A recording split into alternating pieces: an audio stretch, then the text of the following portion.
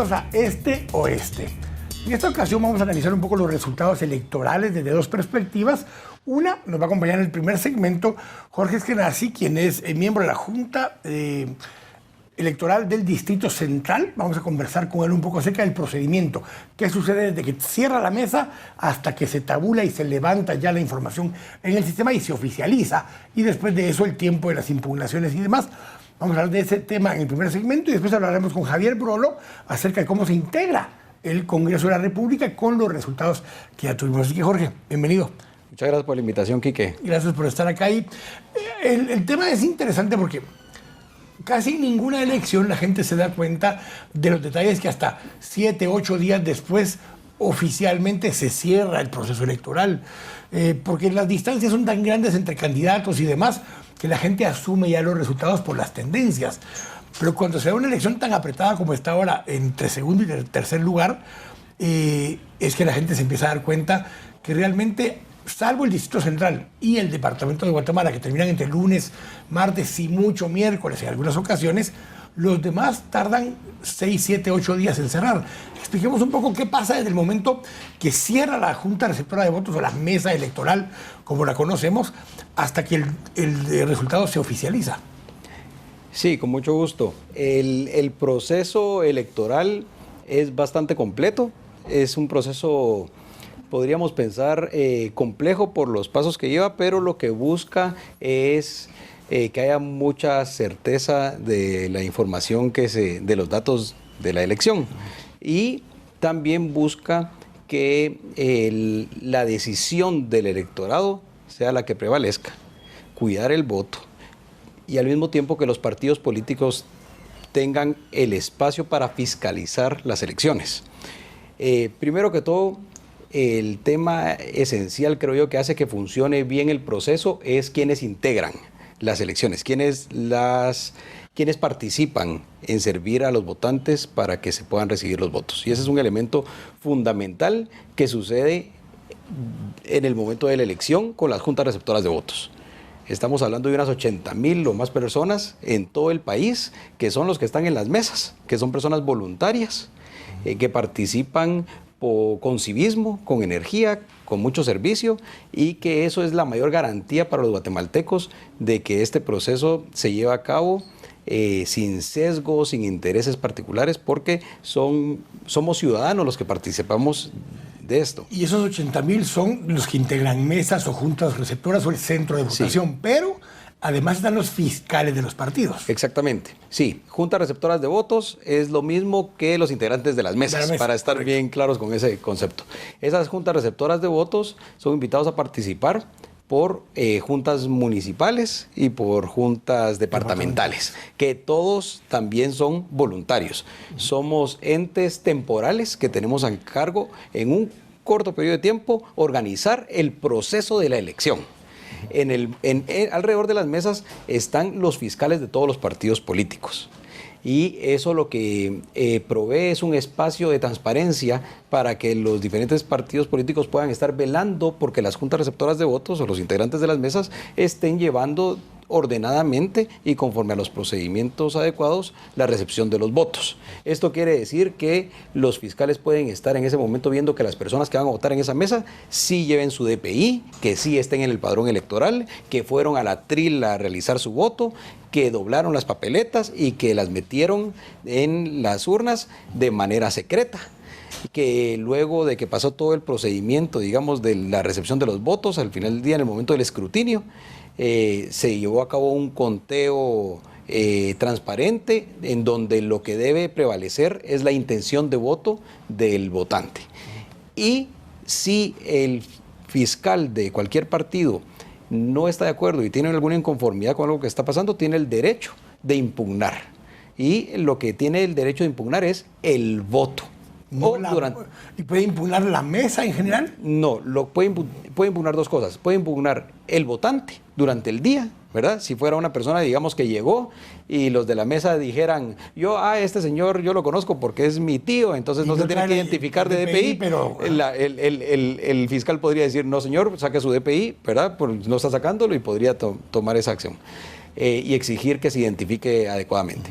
Y lo más importante es que en el momento del escrutinio, cuando hay una boleta y que se hubiera salido un poquito del recuadro o que el fiscal considerara de que no se anotó el voto para la persona o para el partido que considera que debió haber sido, tiene derecho a impugnar. Y el proceso de impugnar, se llena una boleta, se separa ese voto, la Junta Receptora de Votos tiene la decisión de cómo se contabiliza, pero ese voto se almacena en un sobre particular. Puede ser que la Junta decida que el voto sí era válido para un partido, pero esa persona lo quiere impugnar porque considera que era nulo. Y entonces, aunque se pone un sobre aparte, en el acta aparece como voto válido para ese partido. Exactamente. La Junta Receptora de Votos es la que tiene la decisión de cómo se contabiliza. Sin embargo, se queda separado, se razona la impugnación con una boleta de uno o de varios fiscales y se queda separada en un sobre. Porque ese sobre, posteriormente, ahorita que avancemos en la explicación, va a servir para la audiencia de revisión con los fiscales generales de los partidos o de los fiscales departamentales. Antes de llegar a ese tema de las impugnaciones o del acuerdo de las audiencias de revisión, tienes el momento donde terminan de tabularse los votos, se elabora el acta. Correcto. Y el acta ya describe en los cuadros que estaban para el efecto el resultado de cuántos votos emitidos fueron, cuántos votos son válidos, cuántos votos nulos, cuántos en blanco y cuánto a favor de cada uno de los que participaron en esa elección. Sí, el acta es el documento principal, el documento válido, el documento oficial del resultado de esa Junta Receptora de Votos.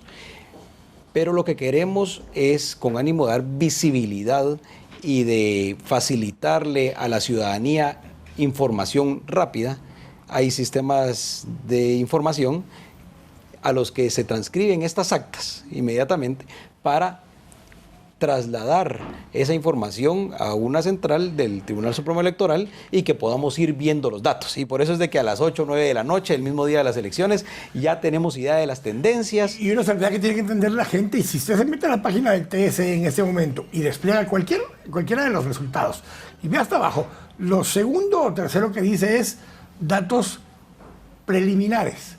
No dice que sean datos definitivos aún, porque simplemente se enviaron por medio de una aplicación, de un programa conectados vía internet, se envió la información electrónicamente y queda tabulado y se sube al sistema, sin que nadie más haya tocado el dato. Lo que envió el del centro de transmisión, del centro de votación, eso es lo que aparece registrado en el sistema. Sí. En ese momento. Son datos preliminares.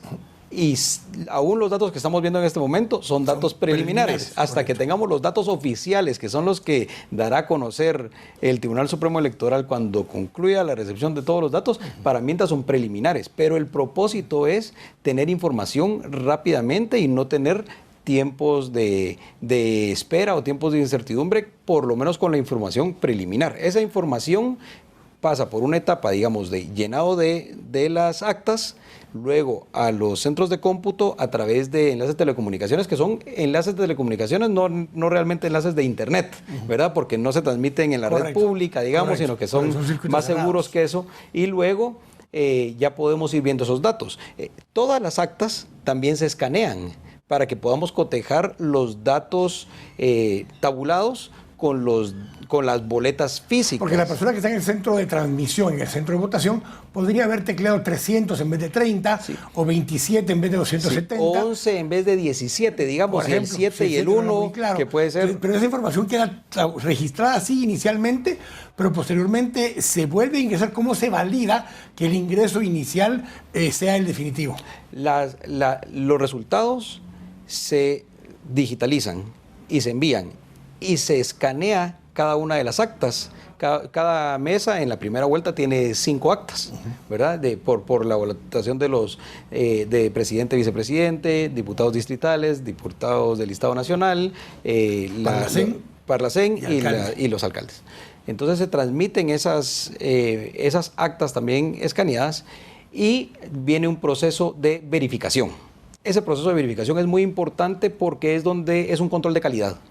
Todavía en datos preliminares, pero es un control de calidad en donde lo que se hace es que se cotejan las actas con los datos digitalizados. Ya esos datos nos dieron información nos dieron información numéricas que va generando estadísticas. Los cambios en general son pequeñísimos, pero sí pueden haber cambios y también pueden haber, por ejemplo, sumas que votaron Correcto. 300 y sumó 301 porque la operación la hicieron a mano. Entonces esos datos, ya las boletas físicas luego son redigitalizadas y los sistemas encuentran si hubo alguna discrepancia. Y eso te da la situación donde entonces a veces algún candidato se puede bajar de votos en un momento dado, si hubiere, digamos, si apareciera que ya estaba el dato final, pero de pronto una de estas actas, en vez de 325 para un candidato era 32, pues aparece que eso resta. Pues Pero pregunto, podría porque hay gente pasar, que ha publicado dice, es que miren, le bajaron votos a no sé quién, pero si potencialmente había un error en un tecleado, potencialmente eso cuando se corrige el número. Creo que podría pasar, pero el impacto normalmente de estos datos es tan pequeño que yo No es perceptible. percibiría más que ese comentario fue de que bajó el porcentaje, ¿verdad? Ok. Pensaría De en acuerdo. explicarlo de esa manera, a menos de que me enseñaran un caso específico y que lo pudiéramos analizar. Que fue el caso, en este caso, de Jimmy Morales, que arrancó en 24 punto tanto y conforme ahora está fue en pasando 23 el tiempo, está en algo, 23 y sí. poquito, porque los votos que han seguido entrando son más justamente de Líder y de UNE y no tanto de FCN, y eso ha hecho que su porcentaje baje. Exactamente. Ahora, ¿en qué momento se vuelven oficiales los datos? O sea, ¿cómo sucede ahora el proceso de las audiencias de revisión? Esos datos ya verificados, ¿verdad? Porque se volvieron a digitalizar y se cotejaron, pasan por un protocolo de final de calidad para asegurar que el dato real Sea haya correcto. sido. Y luego, cuando eso sucede, las juntas electorales departamentales tenemos 5 días para convocar, a partir del momento de la elección, tenemos 5 días para convocar a una audiencia de revisión. Esta audiencia es un evento muy importante y es el más importante que involucra a los fiscales de los partidos políticos. En el caso del Distrito Central, los 5 días. no, en el caso del Distrito Central realizamos esa audiencia el día lunes a las 2 de la tarde aproximadamente, y en el Departamento de Guatemala se realizó el día martes también alrededor de las 2 de la tarde. Esas audiencias de revisión es el espacio que tienen los fiscales de los partidos para tomar acción sobre las impugnaciones que realizaron los fiscales de las mesas. Las pueden ratificar, las pueden... Las pueden ratificar. Ese es el derecho que tienen. Ellos llegan ahí con su información y con copias de las actas que llenaron sus fiscales y pueden decir de la mesa número 1510, yo quiero ratificar una impugnación en la elección en el acta de presidente y vicepresidente o en el acta de diputados distritales, ¿verdad? Y se lleva a cabo ese proceso de revisión, en donde si un fiscal lo solicitara, se trae la caja física, se abre la caja enfrente a a la Junta Electoral del departamento, del distrito y los fiscales, y se busca el sobre específico de las impugnaciones, se saca la impugnación y se revisa el voto con la justificación, y hay un grupo de abogados, revisores, voluntarios, que se deben nombrar 3 días antes por lo menos de la elección, que al azar se selecciona a uno de estos abogados que va a ser el que tiene el dictamen final. Él toma la decisión de acuerdo al voto que tiene enfrente y a la impugnación que fue realizada en el día de votación y que fue ratificada por ese fiscal para decidir procede la impugnación o no procede la impugnación. Ahora, ¿por qué la diferencia en que Distrito Central es el lunes, Departamento de Guatemala el martes, y hay unos departamentos que aún viernes o en viernes en teoría debería ser lo máximo según la ley, sí, pero si hubiera algún problema se pueden extender incluso más allá del viernes? ¿Por qué la diferencia de tiempos? Hay temas, digamos, de distancia que pueden incidir. También hay elementos de proveedores y logística que en el caso del Distrito Central, que se hace muy rápido, es por las capacidades de logísticas, de transporte, de camiones. Es el distrito más grande, pero también el que tiene posiblemente más facilidades de logística y de transporte, y entonces eso hace que sea más fácil. Hay otros lugares en donde también puede haber cierto nivel de conflictividad, o que hubo alguna conflictividad, y que hace que se retrase la recuperación, digamos, de las cajas. Y eso lo que nos hace es que simplemente se alarga en tiempos, pero los procedimientos que tienen que llevar a cabo son exactamente los mismos, sea acá o en Alta Verapaz y el municipio de Rachujá, digamos. El procedimiento es el mismo, Sí. lo único que varía son por las distancias, acceso y demás, el tiempo que toma llevar a cabo esto. Sí, los procedimientos y los protocolos, en principio lo que tienen que velar es por la pureza del proceso electoral. Entonces, todas las juntas departamentales o que tendrán algunas medidas logísticas con los recursos locales que haya, deben velar por los mismos procedimientos, que la junta reciba las cajas, que los votos estén seguros, que siempre se vele por ellos, que las cajas sean llenadas inmediatamente, que los fiscales tengan sus espacios y sus derechos, o sea, todo debe de operar en la misma dinámica a nivel nacional. En promedio, Jorge, ¿cuántos días nos toma en las demás elecciones en las que de alguna forma conoces o has participado hacia atrás? ¿Cuántos días nos toma después del día de la elección a que el proceso general esté oficializado? Bueno, en promedio, te diría yo. Usualmente se comporta parecido a como se está comportando ahora, ¿verdad?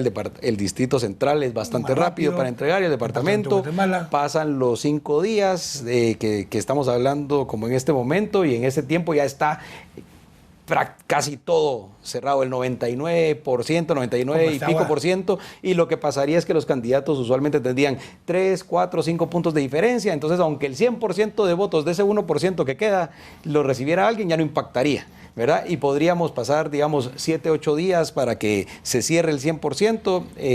Esperaríamos tal vez de que para tipo este fin de semana posiblemente ya pudiéramos tener que es el tiempo normal que hubiera tomado en cualquier otro caso.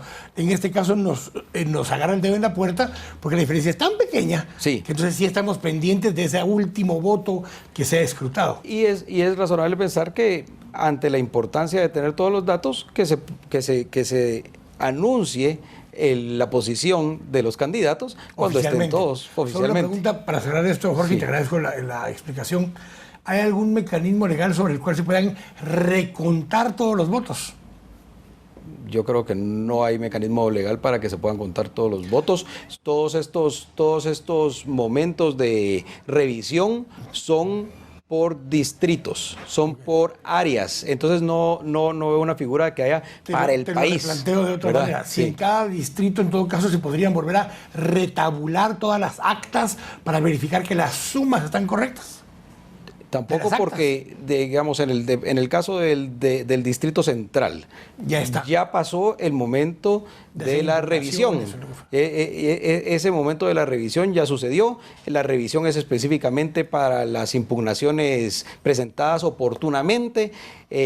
No un fiscal que hubiese llegado y hubiera requerido ese tipo de información no hubiera tenido base de impugnación previa que le hubiera permitido, digamos, solicitarlo. Entonces, realmente no está diseñado el sistema para eso, sino que el sistema está diseñado para que todos los datos ya fueron verificados, ya hubo el espacio de revisión y se oficializa. Entonces, realmente el sistema es muy certero.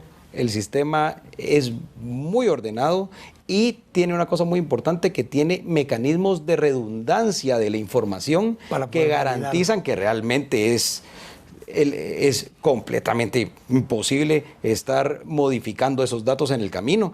Y la ventaja de la tecnología de hoy en día es que en línea se puede verificar. Está toda la información con las actas escritas a mano por los integrantes de las juntas receptoras de votos, en donde se puede ver, a ver, estos son los datos contabilizados en las bases de datos y este es el acta. Y yo puedo ponerme a ver una por una y decir, todas están con los mismos datos. Entonces, el proceso es muy seguro. Jorge, te agradezco mucho. A ti, gracias. Acompañado. Tengo que ir a corte. Volvemos en un momento. Estamos de regreso acá en Este Oeste. En estos dos siguientes segmentos vamos a analizar los resultados electorales, pero especialmente de las diputaciones. Me acompaña ahora Javier Brolo, quien es analista sociopolítico de Así Es. Y vamos a analizar un poco, en la primera parte vamos a analizar un poco la fórmula, el cómo se establece, cómo se distribuyen los votos para obtener las diputaciones, porque se habla del mecanismo de representación de minorías, del método de Hunt, pero sin entrar en exquisiteces tan técnicas y la fórmula y demás, sí. Por lo menos en términos generales que le expliquemos a la gente y cómo varía entonces las asignaciones dependiendo cuán largos son los listados y demás. Así que, Javier, por favor, bienvenido. Pues qué gusto estar acá contigo, Quique, y Es una gran duda que todo el mundo tiene. ¿Cómo funciona esa fórmula que pasa el número de votos a el número de escaños para cada partido político? Sin duda, el procedimiento tiene sus tecnicismos, pero la lógica es sencilla. Lo que se trata de hacer es repartir curules a cada partido político según la cantidad de votos que recibe, para que cada partido tenga una proporción de curules similar a la proporción de votos que recibe. Y en el Congreso tenemos diferentes listas de diputados que elegimos. Elegimos al diputado de la lista distrital y luego al diputado de la lista nacional. ¿Cómo funciona el método? Bueno, lo que hacemos es que se ordenan a los partidos según el número de votos que recibió. El que recibe más votos en la primera columna, el segundo lugar en la segunda columna y así los demás partidos. Y luego se ponen distintas filas. Y ahí vamos dividiendo el número de votos que recibe cada partido entre el número de la fila y vamos a asignar los curules primero al partido que recibe más votos. Ese es el primer curul. Si hay más curules para repartir, se lo doy al segundo que recibe más votos, si es que no tiene más votos el primer partido. Vamos a poner un ejemplo numérico para que la gente nos pueda comprender más. Si el primer partido tenía 100 votos, ¿Okay? Y el segundo partido tiene 70 votos, para ponerlo en cosas más fáciles, el primer diputado se asigna al que tiene 100 votos. 100 votos. Y ahora divido entre 2 el número de votos. Entonces de ese ese 100 partido. dividido entre 2 nos da 50. Entonces el siguiente número más alto ahora es 70, que es el que estaba en segundo lugar, con 70. A él le toca el segundo diputado. Y ahora tomo los 70 y lo divido entre 2 también, Sí. y me da 35. 50 es más grande que 35. Por lo tanto, el tercer diputado se asigna al primer partido que ya llevaba 1, ahora llevaría 2 diputados. Exacto. Y se quedaría con un diputado en el interior, asumiendo que es una lista de 3 diputados en un listado así y asumiendo que el tercer lugar tenía 30 de votación, teníamos 100, 70 y 30. En ese momento queda el partido que tenía 100, queda con 2 diputados por el 100 y por el 50, y el partido que tenía 70 se queda con 1. El que tenía 70 votos. Exacto. Esa es tu distribución en cualquier lista. Y lo hicimos ahorita con 3, que 3 hay 4 o 5 departamentos que tienen 3 Zacatepeques, en su listado, por ejemplo, Zacatepeques. Pero después tenés listados donde hay 11, como es Guatemala, 19, como es el departamento de Guatemala, o 31, que es el listado nacional. Son listados mucho más extensos. Sí. La aplicación de la fórmula es exactamente igual. La aplicación de la fórmula es igual, pero el efecto que tiene en el sistema de partidos políticos sí es muy diferente.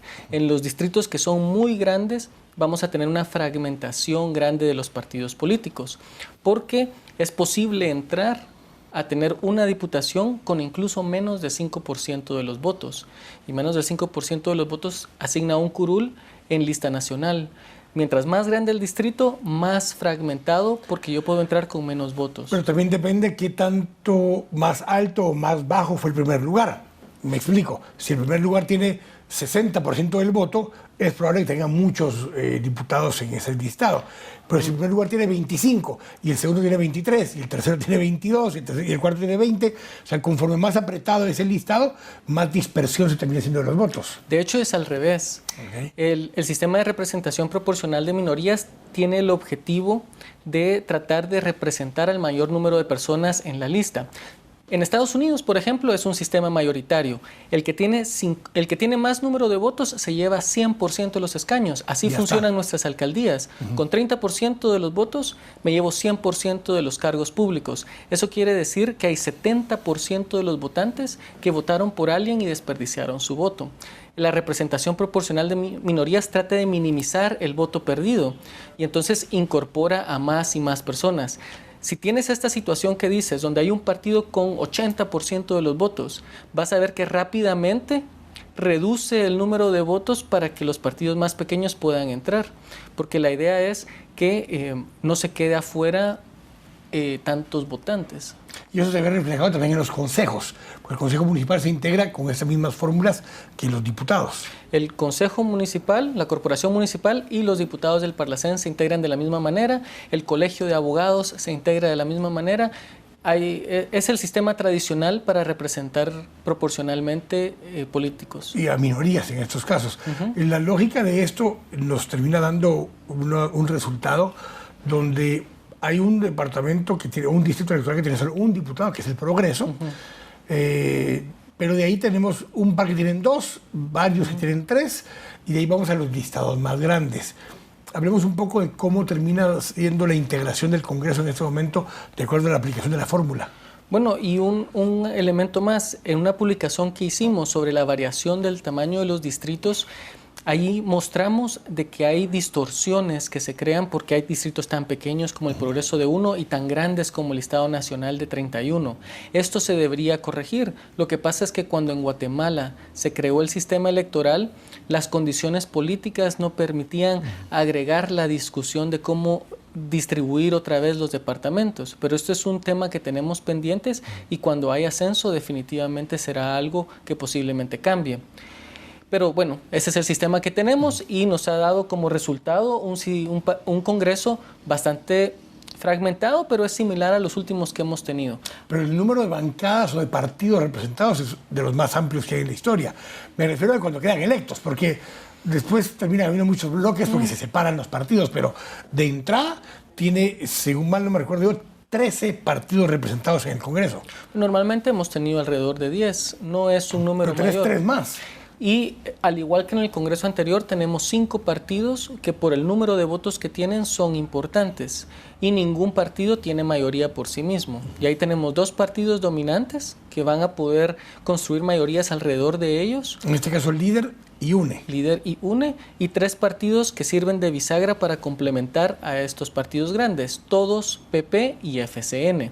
Y luego tenemos a los partidos pequeños, que pueden destacar, por ejemplo, Viva y Encuentro por Guatemala, que tienen 7 cada uno, y otros partidos pequeños como UCN o como Fuerza, que dada la conformación del Congreso, una bancada tan pequeña como Convergencia de 3 diputados podría ser quien incline la balanza hacia un lado o hacia el otro, porque si uno suma las fuerzas políticas, por ejemplo, FCN más Líder más PP, sumarían exactamente 80 votos.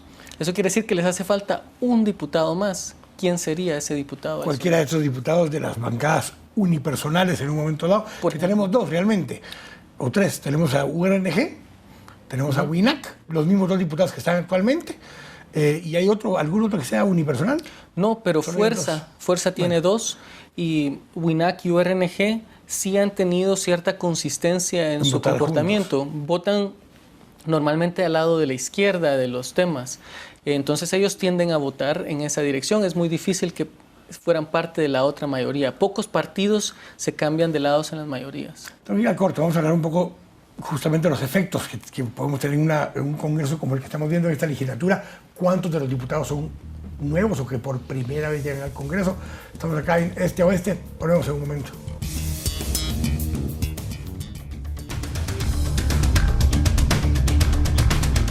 Estamos de regreso acá en Este Oeste analizando la integración del Congreso en este último segmento con Javier Brolo, analista sociopolítico de Así Es.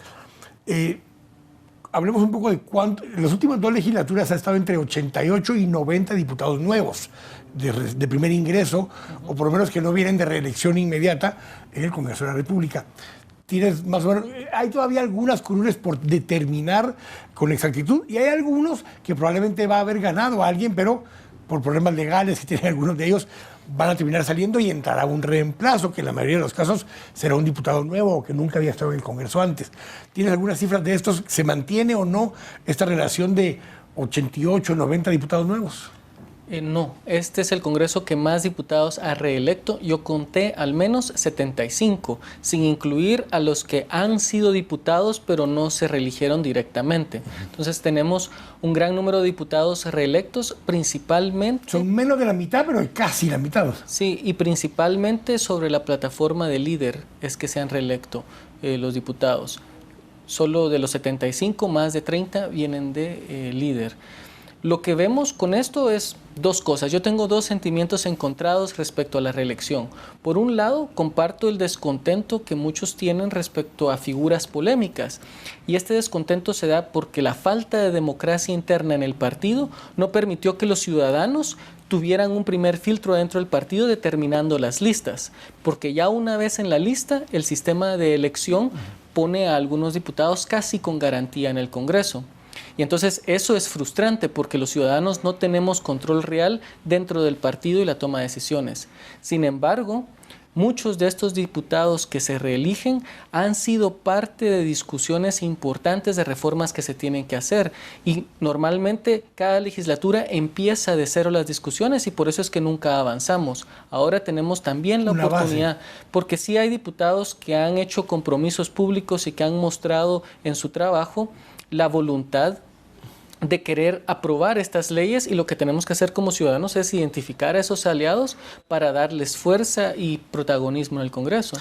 Javier, cuando vemos esto, vemos las listas como quedaron y las integraciones que estás planteando, la dinámica que se prevé en el Congreso, lo que hablábamos hace un momento, ¿cómo ves que se pueda dar estas dinámicas tomando en cuenta dos cosas adicionales? Una, el Partido Patriota de su bancada se va a quedar para efectos prácticos huérfana, porque Otto Pérez Molina y Roxana Valdetti, que eran sus líderes originalmente, están presos. Sinibaldi. Sinibaldi ya no está. López Bonilla. López Bonilla tampoco. El mismo Valentín Gramajo no quedó electo y quedó fuera del Congreso. Te queda un Gus Rivera que tiene problemas legales todavía.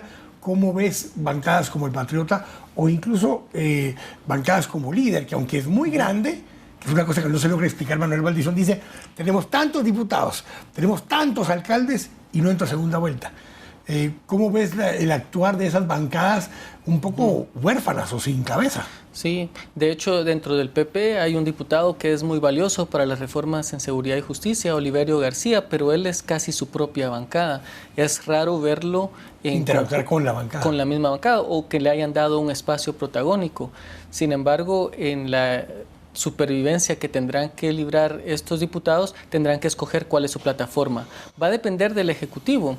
Porque si en caso, digamos, quedara FCN con una bancada tan pequeña en el Congreso, se vería vulnerable a la tentación de querer asimilar a los diputados del partido oficial, por ejemplo, para complementar esa carencia de diputados en el Congreso. Y habría mucha disponibilidad de estos diputados porque estarían buscando cómo no pierden todo el poder de una vez. Yo diría que algo similar puede suceder con Líder, porque a pesar de que el Congreso se maneja de forma dispersa, ahora estos diputados que están señalados, por ejemplo, se aglutinan y tenemos a Hichos, tenemos a Luis Chávez, tenemos a estas figuras que necesitarán ponerse en la sombra de alguien para poder tener acceso a la toma de decisiones sin ser reprochados por la sociedad. ¿Cómo ves, por otro lado, operando una bancada como la UNE? Que la legislatura esta que está terminando sufrió un par de embates incluso antes de llegar a tomar posesión. Unos se fueron a todos, otros se fueron al mismo Líder y la bancada se redujo sustancialmente. Después eso creció otra vez un poco y ahora entra nuevamente bastante consolidado. ¿Cómo ves una bancada como la UNE? Bueno, hay una característica que me ha sorprendido de la UNE y que creo que es producto de las reformas electorales del 2004, que descentralizaron el voto y han permitido cierta estabilización del sistema de partidos. Sigue fragmentado, pero un partido como la UNE lleva 4 legislaturas incorporando al Congreso un número significativo de diputados. En la elección anterior los perdió y ha sido tal el rechazo público al transfugismo que yo considero que aunque hayan fracciones adentro de la UNE, se van a mantener. El comportamiento podrá ser dividido, pero la camisa no se la van a quitar porque ahora es mala palabra cambiarse de partido. Y te llevo a dos bancadas también que es importante analizarlas. Uno, la de FCN, que es una bancada que no sabemos, porque todos son nuevos, ninguno había sido diputado antes, no sabemos cómo va a actuar, no sabemos quiénes serán los liderazgos. Me imagino que el coronel Ovalle, si se queda en el Congreso, será el jefe de la bancada. ¿Cómo ves esa bancada de FCN? Es una bancada que desconocemos y que dentro de sus cuadros no hay personas con trayectoria de vincularse con la sociedad civil. Entonces sabemos muy poco de su participación o su inclinación respecto a las discusiones que ya se han tenido en el Congreso. Ley electoral, ley de servicio civil, compras y contrataciones, reformas constitucionales. Ninguno de estos actores ha sido visible o estado presente ni ha protagonizado ahí. Entonces sabemos muy poco, lo cual genera dudas y creo que son interrogantes importantes que el partido tendrá que resolver para posicionarse en esta segunda vuelta. Y la otra bancada, la última que quiero que analicemos, es la de Encuentro por Guatemala, porque por primera vez da un salto cuantitativo importante. Había sido una bancada casi unipersonal, en un par de ocasiones ya con 3 diputados como fue ahora. Los 3 que corrieron por ellos se reeligen, pero se agregan 4 más. Dentro de ellos, por lo menos 2 empresarios, Luis Fernando Montenegro y Quique de León, y además un diputado que es de carrera con ellos, pues político con ellos, que es Dorian Taracena, en el listado metropolitano. Y me faltan uno, son 7, en total no recuerdo si el 7º es también del área. Sí, hay un tercero en el área metropolitana, no recuerdo ahorita quién es el tercero en el área metropolitana, pero son diputados nuevos, pero es la primera vez que esta bancada va a tener tanta fuerza como tiene ahora. ¿Cómo visualizas ahora una Ninette Montenegro con 6 aliados más? Definitivamente Ninette Montenegro, después de su participación en la comisión pesquisidora y ese heroico papel que su cierre de campaña fue en el Congreso. Exacto, con la maleta, sí, ¿verdad? Sí, sí. Creando presión y habiendo tenido efecto, ¿verdad? Habiendo sido efectiva, porque muchas veces habíamos visto que su rol no era tan efectivo, el de denuncia y el de fiscalización y el de promover transparencia es genuino, pero los resultados habían no convencido a mucha gente. El resultado que obtuvo le dio un enorme respaldo en el sector metropolitano y del distrito de Guatemala. Ella se va a volver determinante en la segunda vuelta, considero yo, y es posible que sea ella quien ahora tenga la responsabilidad de articular la interacción entre los diputados y la sociedad civil. Ella se ha ganado muchas expectativas, es un enorme desafío y un gran reto, pero creo que, por ejemplo, ella sería muy útil en la Junta Directiva del Congreso. Te agradezco, Javier.